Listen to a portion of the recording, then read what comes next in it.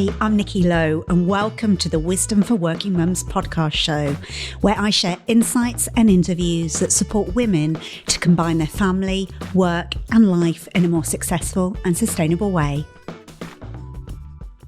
Welcome to this episode. I'm your host, Nikki Lowe, and today I'm exploring the topic of an often underused and underestimated word. It's only a small word, but it can have a mighty impact on your life. And that word is no. This podcast launches in November, and I'm celebrating this month as No-Vember, a time to celebrate saying no to the people, places and things that drain your energy or don't serve you in the life you want to be living. Why is this important? We all know the word no, right? Why would I be spending time on this podcast delving into it? Because I'm not here to patronize you. Because saying no can be difficult for many of us. And why is it so difficult? Well, generally, it comes down to not wanting to disappoint others.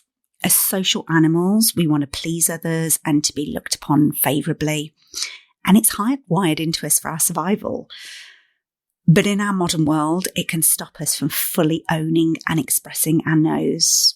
But before we dive into this conversation, I just want to say I love sharing these concepts with you on my podcast. All the information is 100% free. All I ask is that you subscribe to the podcast and leave a review, because doing that helps another working mum like you to find this show. So back to the power of saying no. For many women, we can fall into the ingrained conditioning that keeps us accommodating when we should be expressing ourselves and have an influence. And it's known as the good girl conditioning.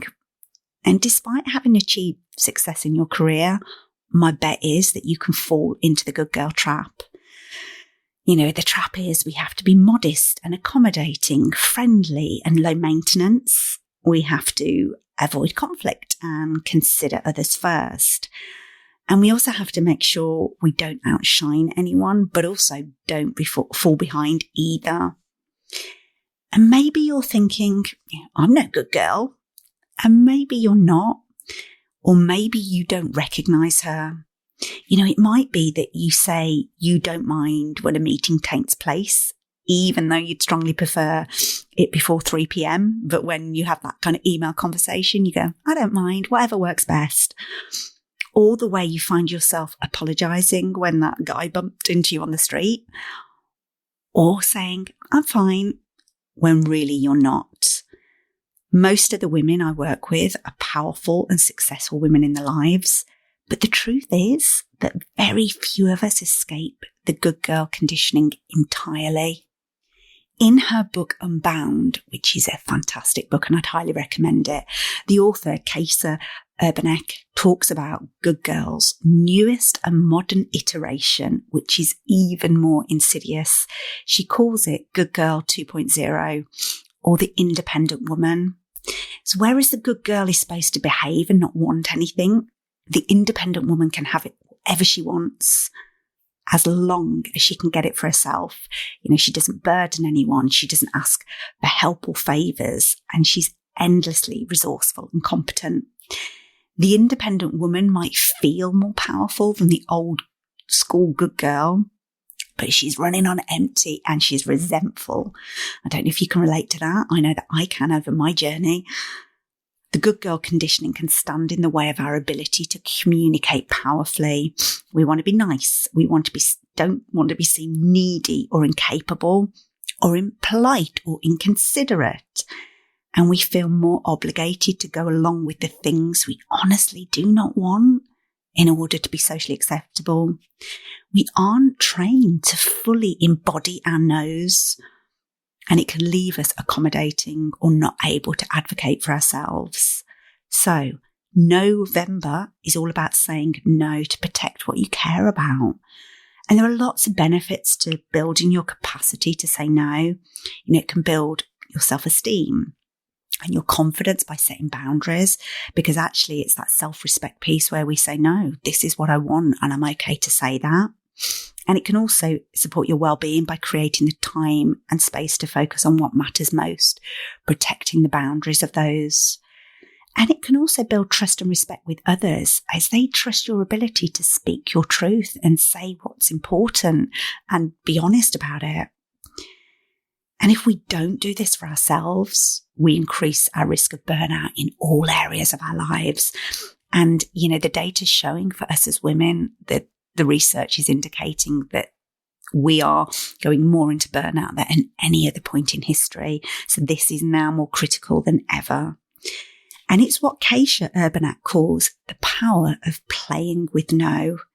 It's about the setting limits, creating boundaries, and saying no when it's necessary, and even maybe when it's not, just to build that muscle. And she's really clear on playing with it, having fun with it, really embodying it and getting used to in your nervous system to saying no and being okay with that. Because saying yes can leave you exhausted, stressed, and time poor, and wondering why you've been busy but not productive. Billionaire Warren Buffett, one of the most richest people in the world, who's the chairman and CEO of Berkshire Hathaway, is famously quoted as saying, the difference between successful people and really successful people is that successful people say no to almost everything. And I think what Warren is speaking of with that quote is our ability to master our decision making and time management. It's about choosing with intention what we say yes to and what we say no to. And it comes down to simplifying, prioritizing, and focusing our attention on what matters most. And in a world that can drag our attention in so many different directions, that's really critical. So who or what do you want to say no to?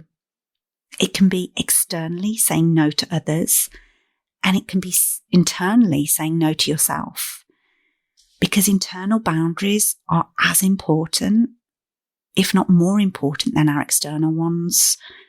Because actually, if we can't set boundaries with ourselves, we're unlikely to be able to set it with other people. So is it about saying no to that glass of wine every night that leaves you feeling groggy the next morning? Is it about saying no to watching another episode of Netflix instead of going to bed? Is it about saying no to overbooking your social calendar? Or is it saying no to scrolling on social media before bed? My 3 no's for November that start with me are saying no to having my phone with me after 6 p.m. at night. My phone can end up being with me and interrupt and distract my time with my children. So that's my no for November. It's also about saying no to having sugar. Unfortunately, I've had some recent health issues that mean sugar is a no-no for me. So although I'd like to think I don't have a lot of sugar, I'm really being really clear on that. There's absolutely no sugar. And saying no to going to bed late. Early bedtimes literally make me a better human being, but I can fall into the trap of staying up later to get stuff done, to feel more productive. But also my 3 no's for November with other people. Saying no to back-to-back meetings. I used to be really good at this, and I've just been so busy recently that I've allowed that to happen, and I've just found my energy has been worse for it. So it's a really good reminder that back-to-back meetings just don't work. And saying no to non-essential meetings for the rest of 2022. My diary for the rest of the year is in a really good place. I've got in what I need.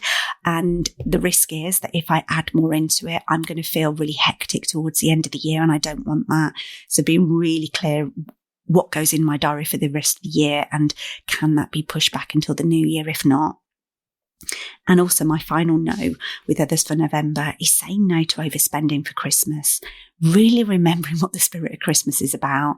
I tend to be good at this as I plan my present buying for Christmas. But as Christmas gets nearer, I think, it doesn't look like I've got that person a lot. I'm just going to add a few more gifts in, and really saying no to that, because that's not what Christmas is about. And that, it just takes away from the real spirit of Christmas. So that's what I'm going to say no to.